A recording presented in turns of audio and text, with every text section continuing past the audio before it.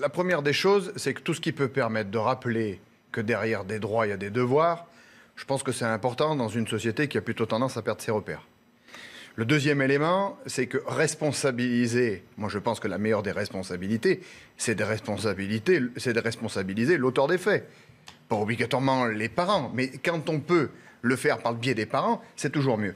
Moi j'ai été maire quelques années d'une commune rurale qui n'avait pas les moyens de supprimer des aides puisqu'elle n'en donnait pas. Mais je faisais exactement le même travail. C'est-à-dire qu'à un moment, quand il y avait des incivilités, je convoquais les parents en mairie et je demandais à ce que les enfants viennent réparer ces incivilités. Et ça marchait très bien.